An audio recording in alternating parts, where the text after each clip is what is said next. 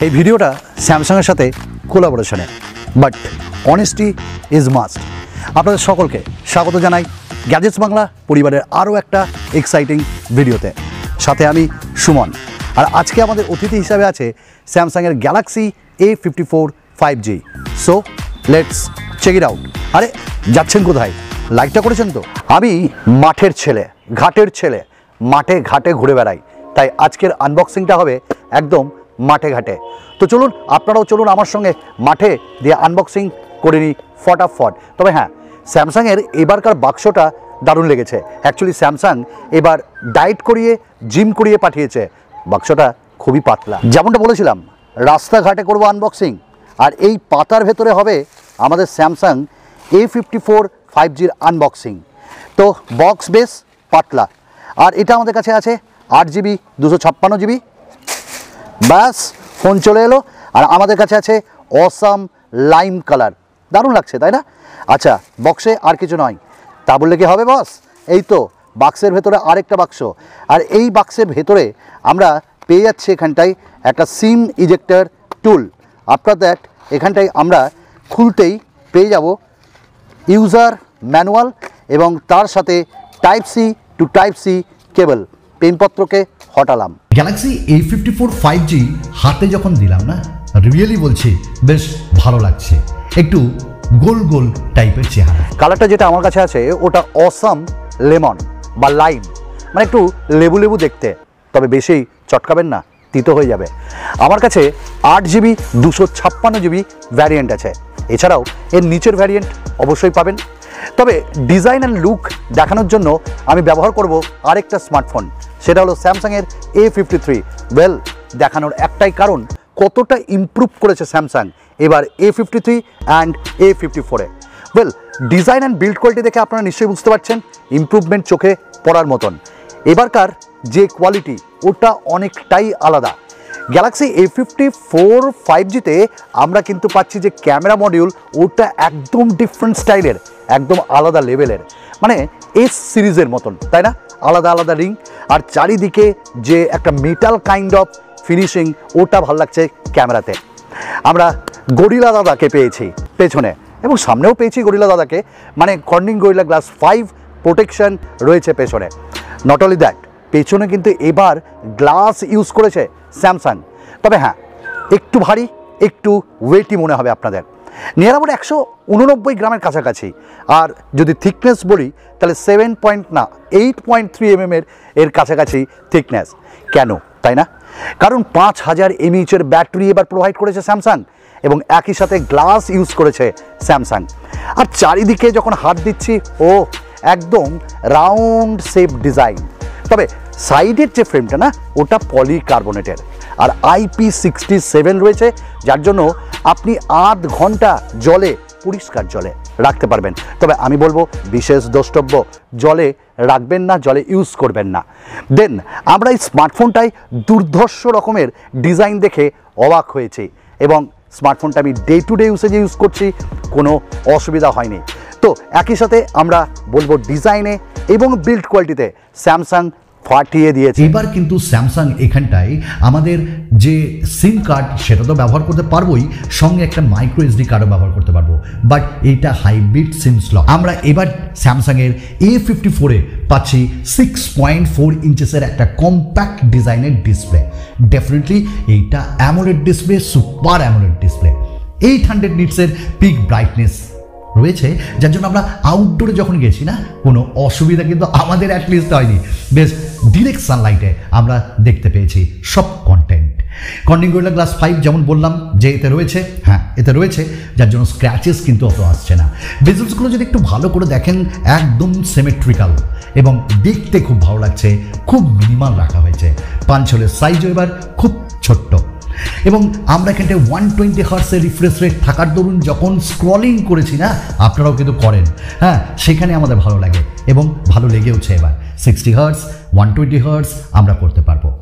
এবং HDR10-এরও সাপোর্ট রয়েছে white wine L1-এর জন্য। আমরা যে কোনো কন্টেন্ট যখন যে কোনো OTT প্ল্যাটফর্মে দেখেছি ডেফিনেটলি খুব ভালো লেগেছে। ভালো লাগবে না কেন? কারণ স্যামসাংয়ের ডিসপ্লে ডেফিনেটলি ভালো, এবং যার জন্য সুপার অ্যামোলেড প্লাসের যে ব্ল্যাক কালার না, পাঞ্চি কালার, ওটা দুর্ধর্ষ। অবশ্যই আমাদের লেগেছে, আপনাদেরও লাগবে। পারফরমেন্স নিয়ে মাতামাতি, পারফরমেন্স নিয়ে চেঁচামেচি প্রত্যেকে করে, আর আমরা এতে কি পাচ্ছি? স্যামসাংয়ের নিজস্ব ক্ষেতের ফসল এক্সাইনস 1380, যেটা 5 ন্যানোমিটার টেকনোলজিতে তৈরি। দাদা অত বুঝি না, পারফরমেন্স কেমন বলুন। দেখুন, এটা তো ফুল রিভিউ না, তো ফুল রিভিউ যখন আসবে আমরা অবশ্যই বলবো। তবে এই 2 দিন ধরে ইউজ করাতে আমি বলবো পারফরমেন্স আমি ভালো পেয়েছি, আর এতে হিটিং ইস্যু আমি পাইনি। এবং সবথেকে বড় ব্যাপার, যখন থার্মাল টেস্ট করেছি আমরা একদম স্যাটিসফাইড, কারণ গ্রিন বর্ডার ছিল চোখে দেখার মতন।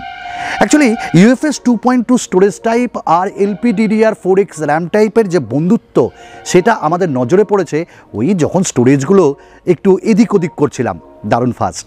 আর যখন অ্যাপ্লিকেশনগুলো খুলছিলাম না, গতকালের অ্যাপ্লিকেশনগুলো আজও তার মনে ছিল।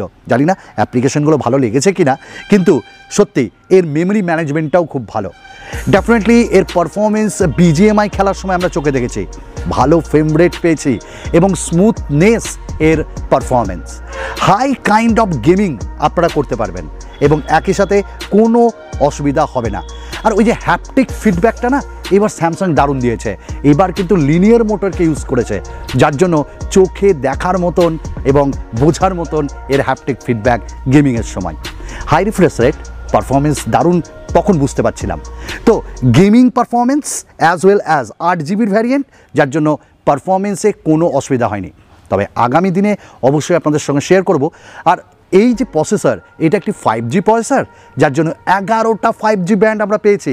আর বুঝতেই পারছেন ফিউচারিস্টিক, এবং NA এবং SA বা NSA এই টেকনোলজিটা এতে আছে। তার মানে 5Gর সব ব্যান্ডই সাপোর্ট করছে, তাই তো? 5G রেডি, পারফরমেন্স ভালো লাগবে, একটু ওয়েট করতে হবে ফুল রিভিউয়ের জন্য। কিন্তু যেটা মিসিং করেছি সেটা 3.5mm Jack.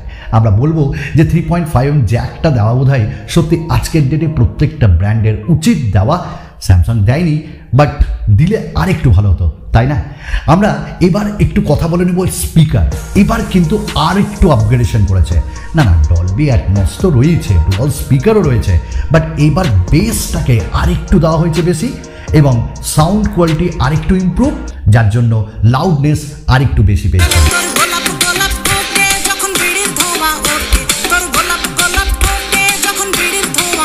Sound quality definitely খুব ভালো, বেস কোয়ালিটি কিন্তু ডেফিনেটলি পাওয়া যাবে, এবং আমরা এর কানেক্টর দিয়ে যখন গান শুনেছি ভালো লেগেছে। স্যামসাং এখানে যে মাইক্রোফোন, সেটার একটা ইমপ্রুভমেন্ট করেছে।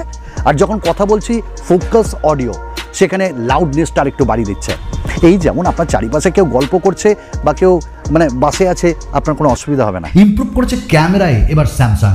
এবার কিন্তু 50 মেগাপিক্সেলের আমরা ক্যামেরা পাচ্ছি। তারা এবার কাউন্টিংয়ে যায়নি, এবার তারা একদম ন্যাচারাল দিয়েছে, যেটা আমরা OIS এর সাথে পাচ্ছি। এবং এখানটায় আমরা 12 মেগাপিক্সেলের একটা আল্ট্রা ওয়াইড, 5 মেগাপিক্সেলের ম্যাক্রো পাচ্ছি, 32 মেগাপিক্সেলের আমরা সেলফি ক্যামেরা পাচ্ছি। এবার ক্যামেরাতে ডেফিনেটলি একটা দারুণ ফিচার্স দিয়েছে তারা, অটো ফোকাস। অর্থাৎ আপনি যে ফ্রেমেই থাকুন না কেন ভিডিও রেকর্ডিংয়ের সময়, সে কিন্তু ফ্রেমটাকে লক করে দারুণ একটা ক্ল্যারিটি দেবে, বারবার ফোকাস হান্টিংয়ের ইস্যু কিন্তু থাকবে না। এবং আমরা EISও পাচ্ছি জাইরো বেসড ভিডিও রেকর্ডিংয়ে। 4K 30 FPS আমরা রেকর্ড করেছি, ডেফিনেটলি ভালো। এবং নাইটেও ভিডিও রেকর্ডিং দুর্ধর্ষ। ফ্রন্ট ক্যামেরাতেও আমরা 4K ভিডিও রেকর্ডিং 30 FPS করতে পারছি। এইবার কথা হলো OIS এর জন্য যে নাইটোগ্রাফি, ওটা কিন্তু ডেফিনেটলি ভালো করেছে এবার স্যামসাং। দারুণ কোয়ালিটি আমাদের প্রোভাইড করেছে, এবং লো লাইটেও পিকচার একদম ন্যাচারাল। এবং এর 50 মেগাপিক্সেল ডেফিনেটলি এর যে ডাইনামিক রেঞ্জ ওটা ভালো, শ্যাডোজগুলো দারুণ দিয়েছে, এবং কোয়ালিটি খুব ইমপ্রুভ করেছে, ন্যাচারাল কালার প্রোভাইড করেছে। আর ডেফিনেটলি বলছি খুব ভালো লেগেছে আমার ক্যামেরা 50 মেগাপিক্সেলের। এবং 12 মেগাপিক্সেলের আল্ট্রা ওয়াইডও যে কালার শিফটিং অতটা হয়নি, ডেফিনেটলি ভালো। তো অবশ্যই ডিটেলে তো আমরা আসবই ফুল রিভিউ। এবং ফ্রন্ট যে ক্যামেরা এবার আরও ইমপ্রুভ হয়েছে, এবার আরও কোয়ালিটিতে আমরা বেস্ট পেয়েছি। পোর্ট্রেট মোড দুর্ধর্ষ, রিয়ার অ্যান্ড ফ্রন্ট ক্যামেরা। আরেকটা জায়গায় ইমপ্রুভমেন্ট আমরা দেখেছি, সেটা হলো in display fingerprint scanner. Just একবার টাচ করব তো খুলে যাচ্ছে, আরেকবার দেখি টাচ করলেই খুলে যাচ্ছে। ডেফিনেটলি এইটা কিন্তু দারুণ ব্যাপার, এত সুন্দর তারা দিয়েছে। আমরা 4 বছরের ওএস আপগ্রেড পাবো, অ্যান্ড্রয়েড 13 মানে আপ টু অ্যান্ড্রয়েড 17, 5 বছরের সিকিউরিটি প্যাচ আপডেটও পাবো, যার জন্য আপনারা নির্দ্বিধায় ব্যবহার করতে পারেন। এবং এই স্মার্টফোনটিতে আমরা নক সিকিউরিটি পাচ্ছি, এটা দারুণ। আর ইন ডিসপ্লেতে যখন আমরা করছিলাম বলতে ইন ডিসপ্লেতে ফিঙ্গারপ্রিন্ট দিচ্ছিলাম, দেখছিলাম নক্স রয়েছে এতে। তেমন কিছু যে ব্লোটওয়্যার সেগুলো অত আমরা পাইনি, কিছু পেয়েছি স্ন্যাপচ্যাট টাইপের, আমরা আনইনস্টল করেছি। এবং এই স্মার্টফোনটাই আমরা আরেকটা বিশেষত্ব পেয়েছি, সেটা হলো NFC রয়েছে। স্যামসাংয়ের পে এবার আরও ইমপ্রুভভাবে আমাদেরকে প্রোভাইড করেছে, এবং তার সঙ্গে secure folder, always on display. Definitely Android 13 কাস্টমাইজেশনের অভাব নেই। এতে 5000 mAh ব্যাটারি দেওয়া হয়েছে। এবার আপনি বলবেন যে দাদা স্যামসাং টাকা দিয়েছে নাকি? না না, যেটা সত্যি সেটাই তো বলতে হবে। 5000 mAh ব্যাটারি আমি গত 2 দিন ধরে চার্জ ফার্জ করিনি, যেমন এসছে 50%-এ সেটা ইউজ করেছি। এই 2 দিনের ব্যাটারি ব্যাকআপ অবশ্যই দেবে, বাট 25 ওয়াটের ফাস্ট চার্জিং সাপোর্ট করে। দ্যাট মিনস আমরা এতে 1 ঘন্টার ওপরে দেখেছি চার্জ করতে সময় লাগছে। তো স্ক্রিন অন টাইম আমরা দারুণ পেয়েছি। যারা স্যামসাং প্রেমী, আফটার সেল সার্ভিস ভালো চান, এবং যারা একটা ভালো ডিউরেবল স্মার্টফোন চান, তাদের জন্য স্যামসাং A54 5G। ডেফিনেটলি এখনই ডিসিশন নেবেন না, আমার ফুল রিভিউ আসছে, তখন না হয় নেবেন।